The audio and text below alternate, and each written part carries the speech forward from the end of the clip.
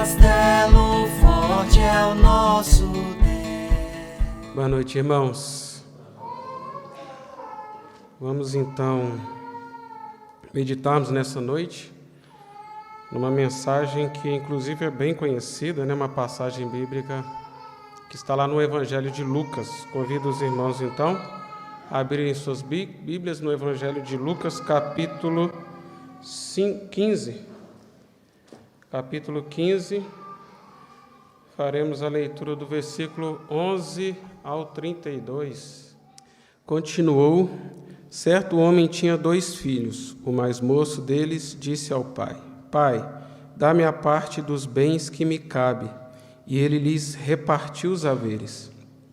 Passados não muitos dias, o filho mais moço, ajuntando tudo o que era seu, partiu para uma terra distante e lá dissipou todos os seus bens, vivendo dissolutamente.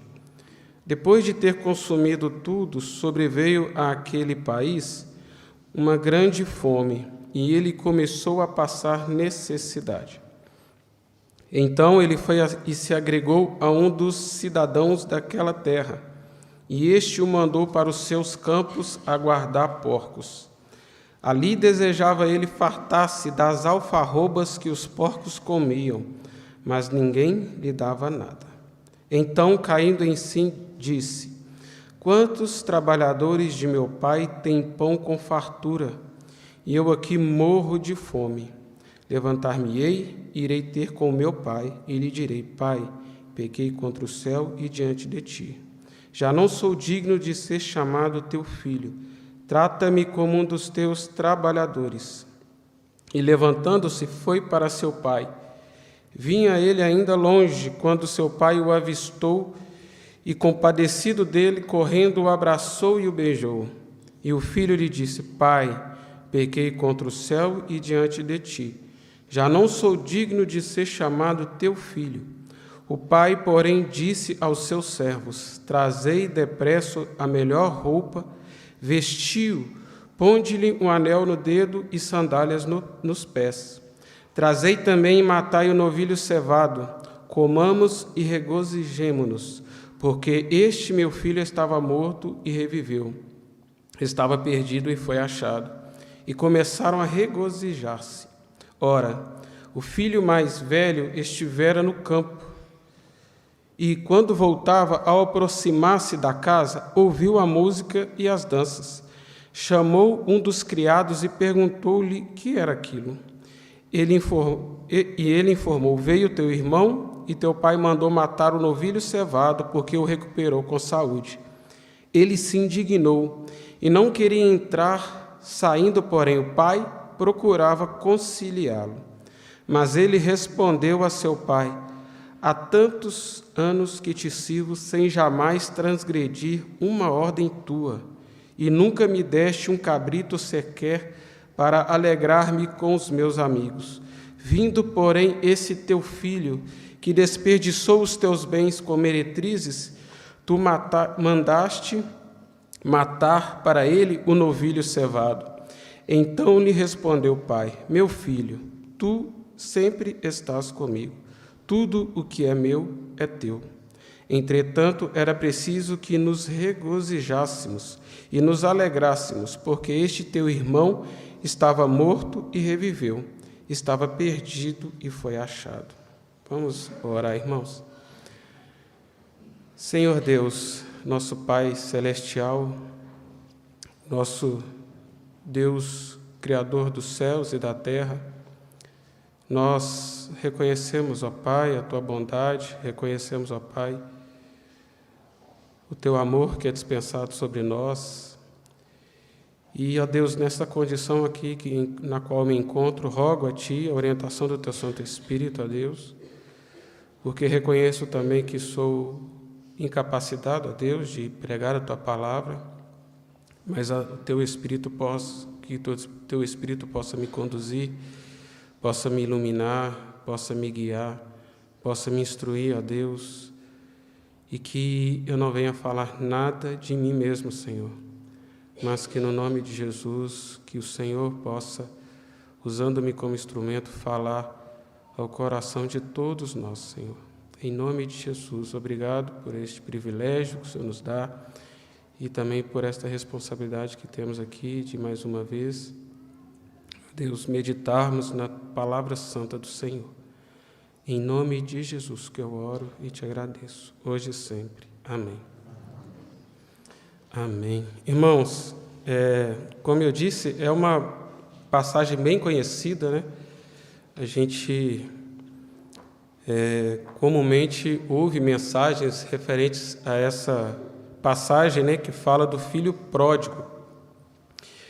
E é um discurso do Senhor que é muito conhecido e muito popular, mas muitas vezes a gente vê as interpretações, né, desta palavra se concentrando ali no filho pródigo, né?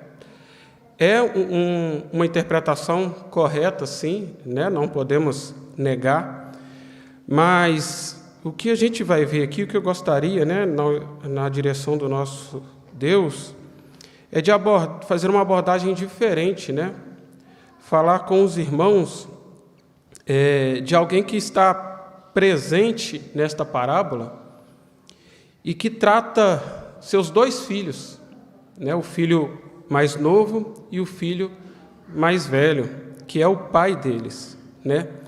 Então aqui Jesus ele vem falar para nós e retratar aqui o amor do pai pelos seus dois filhos, né? Por esses dois filhos que nós veremos aqui pelo comportamento de cada um deles, os dois não estavam presentes com o pai.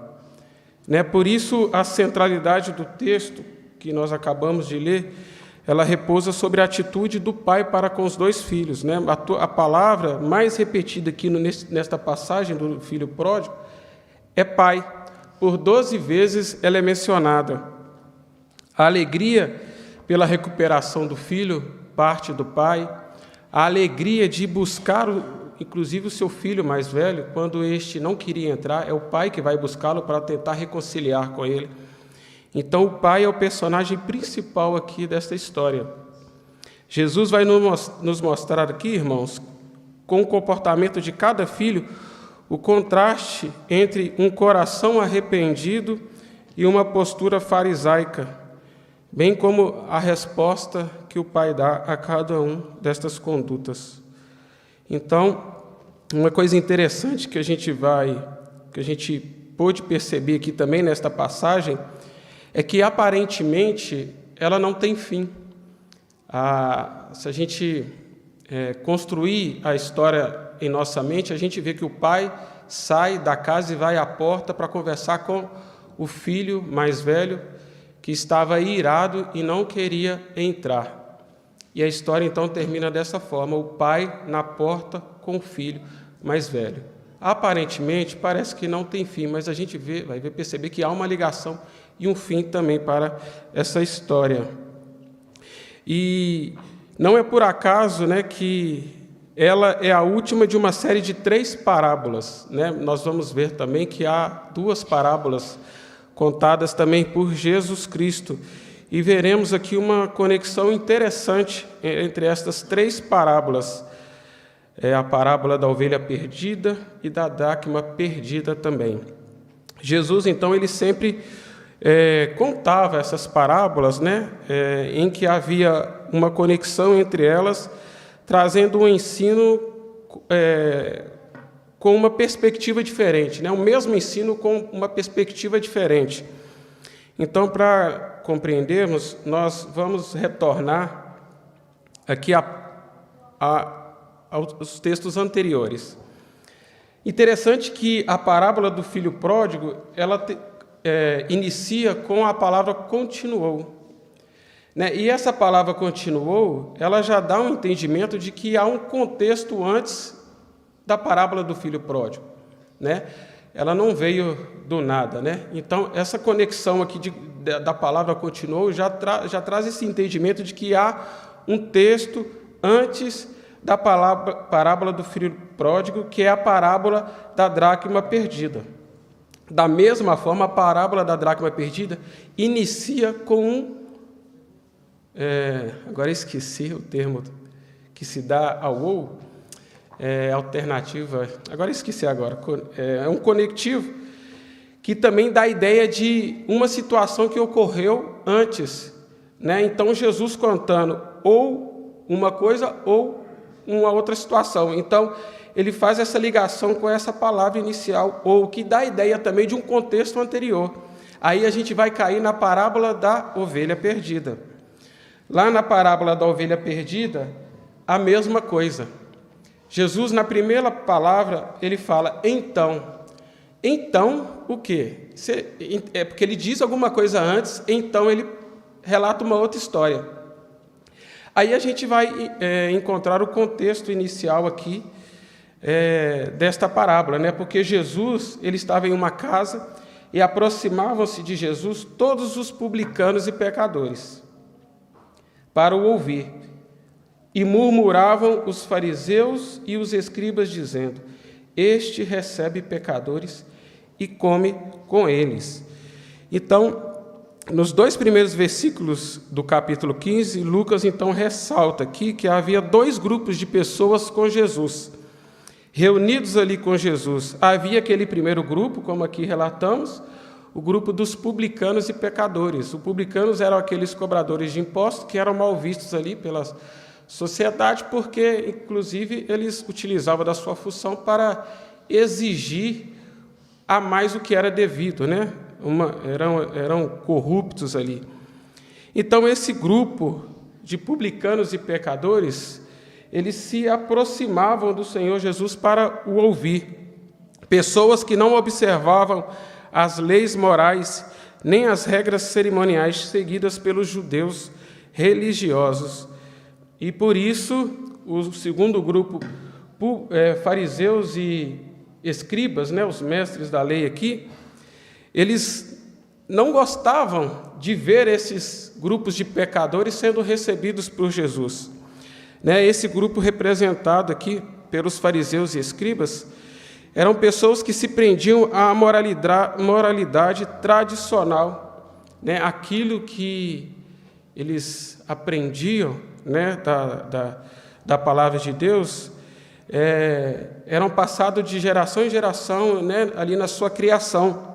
E esse grupo, eles estudavam, conheciam obedientemente a palavra de Deus, né, conheciam as Escrituras, adoravam a Deus e oravam com muita frequência. Mas a gente vai ver que o comportamento deles era superficial, né? A palavra de Deus tem uma passagem que fala, são como sepulcros caiados, né? Que por fora é todo pintado, bonito, mas por dentro eles são podres e feios, né? Então, o ensinamento de Jesus, a gente vai ver aqui para quem ele é dirigido nessa parábola do filho pródigo.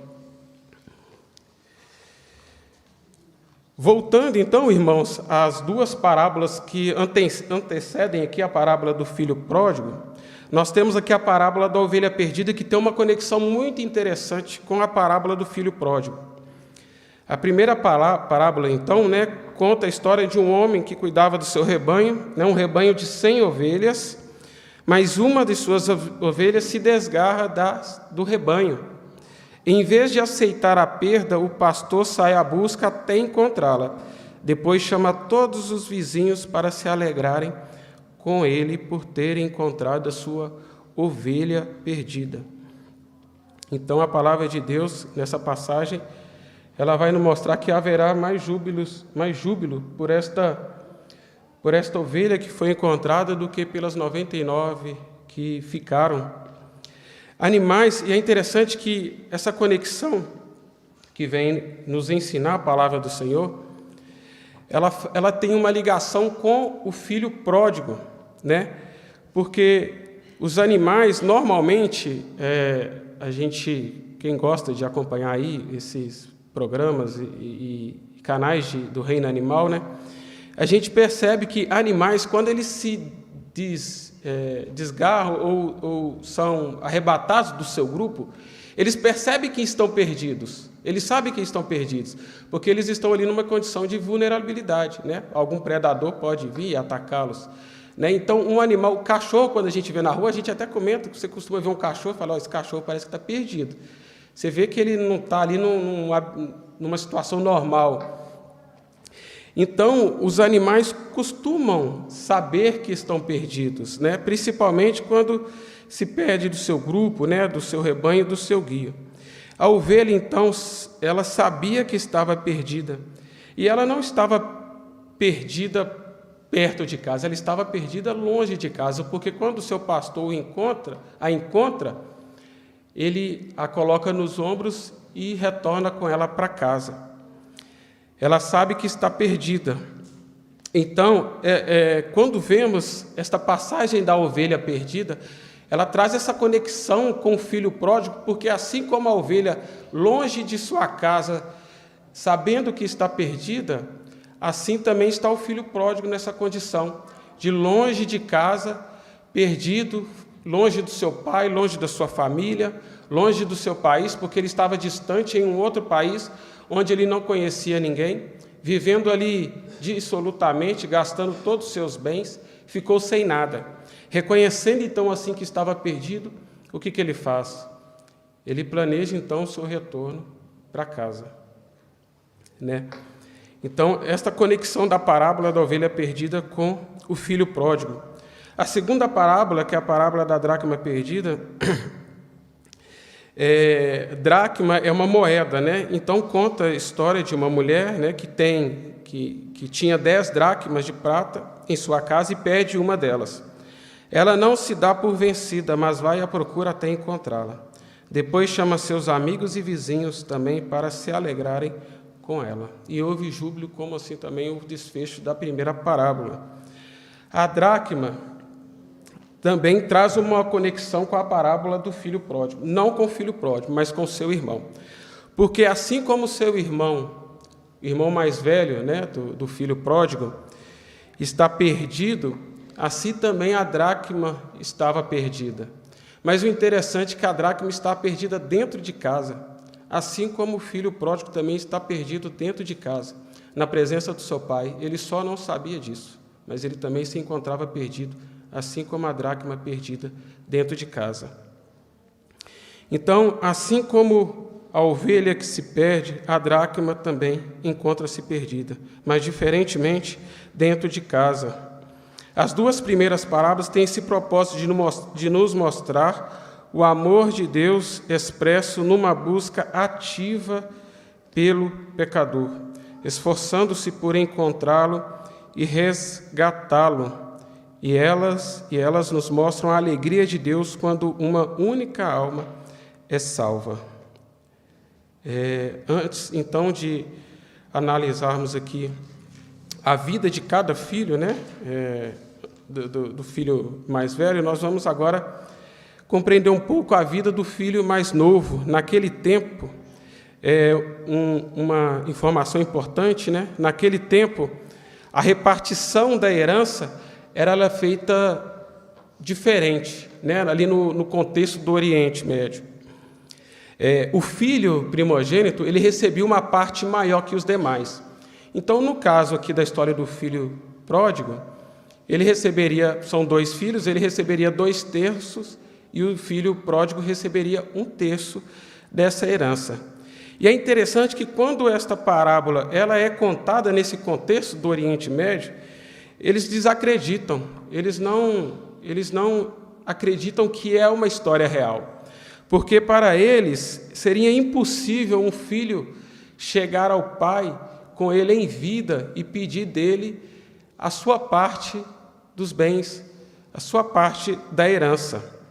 Então, por quê? Porque no contexto do Oriente Médio, irmãos, o pai, ele é a figura central da família. Ele é a figura mais importante da família, digno de toda a honra e de todo o respeito. E logo depois do pai, vem o filho pródigo. Depois do pai, ele sendo a figura mais importante da família, o filho mais velho era a segunda pessoa mais importante da família. Aí a gente vê aqui, irmãos, considerando, abrindo um parênteses aqui, essa questão lá do Oriente Médio, do pai sendo considerado a figura mais importante da família. Aí a gente traz aqui para o nosso contexto da região ocidental, né? Trazendo o contexto aqui para o Ocidente, né? O que a gente vê é uma desconstrução da figura do pai. E isso é para alertar os pais, as famílias, porque a gente vê programas de TV, desenhos, desconstruindo a figura do pai. Eu lembro aqui daquele desenho da Peppa, né, que várias vezes ela chama o pai dela de bobinho. Isso é o mínimo, mas tem muitos outros desenhos. Aquele desenho dos Jacksons, eu não sei quem lembra, em que a figura do pai parecia um bobão, um paspalhão. É assim que acontece nos nossos dias aqui no Ocidente. E é importante a gente ficar atento a essa situação, porque o pai tem um papel muito importante no seio da família e na sociedade, né, na construção da família, assim como a mãe, e cada um tem o seu papel, né, no seio da família ali. Então, é importante a gente acompanhar os nossos filhos, né, para que isso não entre em nossos lares, né.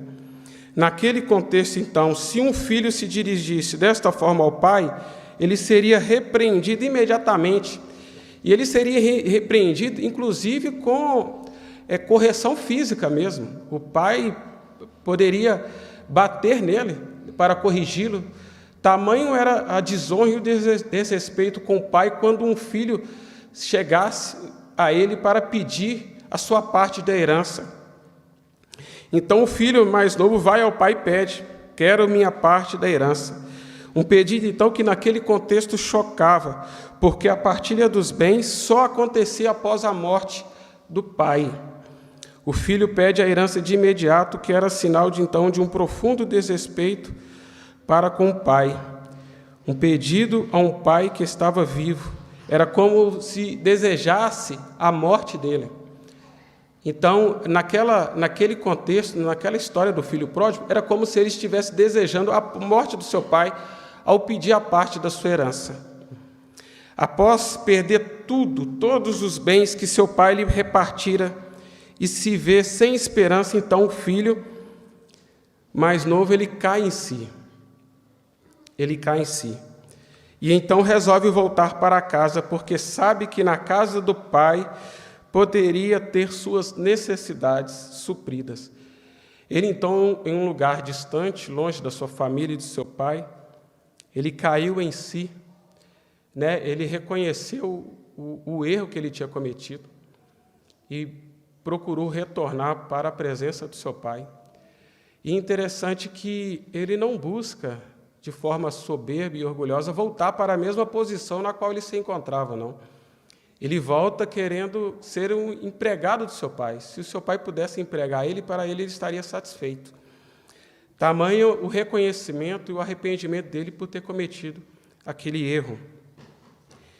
Irmãos, esta passagem traz um ensinamento muito interessante para nós, porque Deus, muitas vezes, permite, assim como o filho mais moço, que enquanto houver algo que contribua para nos deixar alienados de Deus, afastados da presença de Deus, para nos deixar caído no pecado e cada vez mais afundando, Deus permitirá, até que possamos cair em si. Então, enquanto ele teve recurso financeiro, enquanto ele teve algum apoio ali onde ele estava, enquanto ele gastava todos os seus bens, enquanto ele se deleitava nos prazeres mundanos ali, ele não percebia no erro que ele incorria, até ele ver que não tinha mais saída, até ele chegar ao fundo do poço. E muitas vezes, Deus, para nos restaurar, antes ele permite que caiamos e descemos, como aconteceu também com Jonas, né, a sua desobediência. Ele foi para o fundo de um navio, porão de um navio, e ali dormindo tranquilamente, como se nada estivesse acontecendo, e lá fora, por causa do seu pecado, o mar tempestuoso, os marinheiros preocupados, ele lá dormindo numa tranquilidade, até que ele vai parar no fundo do peixe, e então ele reconhece o seu erro. E muitas vezes Deus permite que desçamos para Ele poder nos restaurar. Este é um ensinamento precioso aqui do filho mais novo. O irmão mais velho, os irmãos mais velhos, esse termo ele é utilizado muito. Tem um livro que o pastor Wendel me emprestou para mim ler e preparar esta meditação, inclusive do Timothy Keller, que faleceu aí na sexta-feira, que chama O Deus Pródigo. E nesse livro ele fala, o título se dá por causa de um Deus que esbanja graça, né? Não é pródigo do filho que esbanja bens, não, mas de um Deus pródigo que esbanja graça. E nesse livro ele fala sobre as igrejas, que as nossas igrejas estão cheias de filhos velhos e filhos novos, né? Então, os irmãos mais velhos e os irmãos mais novos, né? Nesse caso aqui, este irmão mais velho obedece a Deus apenas para atingir seus objetivos, não obedece a Deus para conseguir se aproximar cada vez mais de Deus, para de Deus se assemelhar, para de Deus amar, para de Deus conhecer e para nele se deleitar. O objetivo dele não era esse. O objetivo dele, como a gente vê aqui na passagem, quando ele fala que obedecia a tudo que o pai dele falava, o objetivo dele não era conhecer e se aproximar mais do seu pai, mas era permanecer ali na sua condição, longe do seu pai. Jesus, então, ele direciona essa parábola primeiramente, irmãos, para este fariseu, para este filho mais velho, que em sua conduta se assemelha muito ao que os fariseus faziam lá nos versículos iniciais que nós lemos aqui.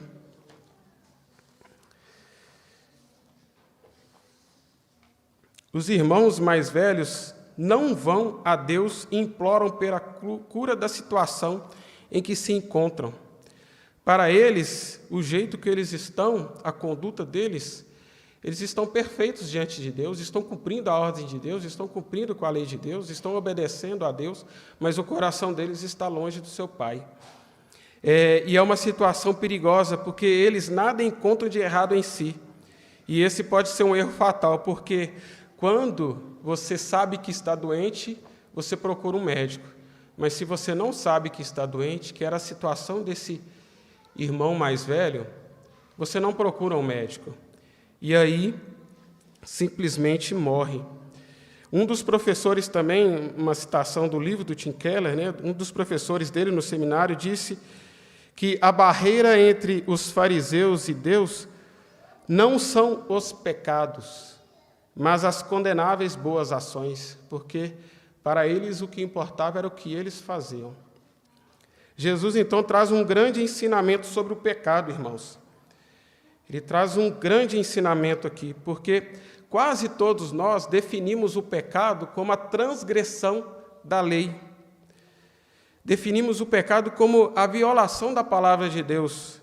Mas Jesus, aqui nesta palavra, vem nos ensinar um outro conceito do pecado. Não que este não esteja correto, mas ele vem nos ensinar que um homem que quase nunca viola a lista, assim como este irmão mais velho, a lista de maus comportamentos, né, pode estar tão perdido espiritualmente quanto mais devasso e imoral dos homens. E era assim que ele se considerava diante do seu irmão. Ele se considerava perfeito e considerava o seu irmão um esbanjador que gastou todo o dinheiro do pai e não queria o retorno dele para casa. A semelhança, então, entre as três parábolas, elas são óbvias. A gente vê aqui a ovelha perdida, a moeda perdida e os filhos perdidos. Um título, né, Tim Keller, no seu livro, ele fala que o título mais adequado seria a parábola dos dois filhos perdidos, porque esse título, né, a parábola do filho pródigo, esse título ele não é inspirado, né? Então ele foi colocado muito tempo depois. Mas realmente, olhando por essa perspectiva, né, tanto o filho mais novo, que esteve perdido, depois retorna para o pai, o filho mais velho também está perdido na mesma condição. Não obstante, há uma diferença gritante entre a terceira parábola e as duas primeiras. Nas primeiras parábolas, as pessoas que perdem vai atrás e busca diligentemente pelo objeto perdido. Quando chegamos à terceira história e ouvimos a lamúria do filho desgarrado, logo nós supomos, né? Poxa, se o filho então foi embora, alguém vai buscá-lo. Mas não foi assim que aconteceu. No livro, há um relato também de um senhor, que o Tim Keller ele apresenta, né? Um homem chamado Edmund Clooney, que conta a história de um soldado norte-americano que vai para a guerra. Ele vai para a guerra e, depois de um tempo que ele está lá na guerra do Vietnã, a família dele deixa de receber notícias do rapaz pelos meios convencionais, né? Possivelmente naquela época, através de cartas. Então, a família para de receber notícias daquele soldado norte-americano. E o que o irmão dele mais velho faz? Vai atrás, se alista e vai atrás dele à procura. Parte para o Vietnã, arriscando então a sua vida, procurando ele nos campos de batalha e na selva, procurando o seu irmão até então que se encontrava perdido. E é interessante porque o comportamento do irmão mais velho, do filho pródigo, não é esse. E era isso que ele deveria ter feito. E se ele fosse um irmão que se preocupasse com o irmão mais novo, ele teria ido atrás dele. E apesar do primeiro ato da parábola, né, ter nos mostrado aqui a gratuidade do perdão do Pai, o segundo ato nos dá um vislumbre de seu custo. A redimissão do filho mais novo não teve custo algum para ele, mas custos enormes para o filho mais velho. E o filho mais velho, é interessante que a palavra de Deus fala que ele também recebeu a herança, parte da herança que cabia a ele, né? Porque aqui na palavra de Deus, lá no início, quando o filho mais novo pede a parte dos bens, diz assim: e ele lhes repartiu os haveres. Ou seja, o filho mais velho também havia recebido uma parte que lhe cabia. A readmissão do filho mais novo não teve custo algum para ele, mas sim custos enormes para o filho mais velho. O pai não poderia apenas perdoar o filho mais novo, alguém tinha que pagar. O pai não conseguiria readmitir o filho mais novo, a não ser às custas do filho mais velho. Não havia outra saída. Mas Jesus, então, retrata o irmão mais velho verdadeiro na parábola, o irmão que esteja disposto a pagar qualquer preço para buscar e salvar aquele que está perdido. Esta é uma lição que a parábola traz para nós. Aquele irmão não queria de jeito nenhum perder a sua herança, porque ele sabia que a redimissão do seu irmão, a qual ele nem chama mais de irmão, né? Ele fala o seu filho, né? Quando ele conversando com seu pai, ele readmite aquele filho, e tudo que era do pai era do irmão mais velho, do primogênito. Mas ele não queria aceitar, porque, uma vez readmitido, a herança deveria ser repartida, e o filho mais novo receberia uma outra porção. Mas ele não queria aceitar aquilo. Mas Jesus, então, retrata esse irmão mais velho como a palavra de Deus vem nos ensinar. O irmão que esteja disposto a pagar qualquer preço pelo seu resgate. Esse é Jesus. Precisamos, então, de um irmão que vá não apenas ao país vizinho em nossa busca, mas de um que percorra tudo entre o céu e a terra por nós. Este é Jesus. Precisamos de um irmão que se dispõe a pagar não somente uma soma limitada de dinheiro, mas que, a um custo infinito, nos devolva a família de Deus. E somente Jesus pode fazer isso. Nosso verdadeiro irmão mais velho, o primogênito do Pai, assumiu e pagou a nossa dívida na cruz em nosso lugar. Esse é Jesus. O Pai, caminhando, irmãos, para o encerramento, o Pai, apesar de os dois filhos estarem errados, no entanto, o Pai se preocupa com ambos e os convida para partilharem de seu amor e de seu banquete. Apesar de ambos serem amados, a história não termina no mesmo tom para os dois, porque Jesus constrói a história de forma que um filho seja salvo, restabelecido na relação com o Pai, e o outro não. O filho mais novo perdeu tudo, menos o Pai. O filho mais velho tinha tudo, menos o Pai. Este conjunto, então, de parábolas, irmãos, vem nos mostrar o amor de um Deus que procura, de um Deus que encontra, que perdoa e que celebra a alma restaurada daqueles que se arrependem. A parábola como um todo aponta para o amor soberano de Deus, que ativamente busca pecadores e dignos que não o buscam. E é assim que Deus faz conosco. Por baixo da extrema diferença do comportamento dos irmãos, estão a mesma motivação e o mesmo objetivo. Ambos usaram o Pai de maneiras distintas para alcançar aquilo que o coração realmente desejava. Não era o Pai, era a riqueza. O filho pródigo quis a riqueza do Pai, depois se arrependeu. O filho mais velho quis a riqueza do Pai e não se arrependeu. Permaneceu alienado, afastado do Pai, convicto dos seus conceitos, de suas crenças. Permaneceu parado ali na porta, não quis conciliação com seu pai, irado por causa do retorno do seu filho que tinha sido restaurado pelo seu pai. O interesse dos filhos não era pelo pai, mas o pai suporta com enorme paciência a tremenda perda da honra, bem como a dor de ter seu amor rejeitado. Mas o pai sustenta a afeição pelos filhos e suporta toda a agonia. No entanto, o pai vai ao encontro deles. O pai vai ao encontro do filho que estava perdido fora. Antes dele se aproximar, o pai já corre ao seu encontro. E também o filho mais velho, quando à porta de casa, o pai sai para conciliar com ele. Mas este não quis se conciliar com o pai. Sinclair Ferguson, que tem um livro também que o pastor me passou, que fala Somente Cristo, o título do livro, e ele é prefaciado também pelo Timothy Keller. Ele fala o seguinte: o que Jesus desmascara aqui é um coração legalista, um coração impregnado do veneno do Éden. Um coração assim olha para o Senhor como se este fosse um senhor de escravos, não um pai gracioso como se ele fosse avarento e não generoso. Tudo que o pai possui está à disposição dele, mas o coração do filho mais velho está trancado. Ele acha que não possui nada. Ele estava em casa e, no entanto, encontrava-se mais distante que seu irmão mais novo. Ele pensava ter direito sobre algo que poderia usufruir somente pela graça, mas ele achava que era uma troca. Para ele receber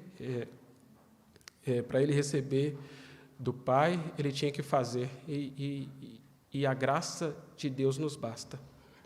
Não precisava disso. A parábola, aparentemente, ela não tem fim. Ela não tem fim porque ela termina com o filho mais velho na porta.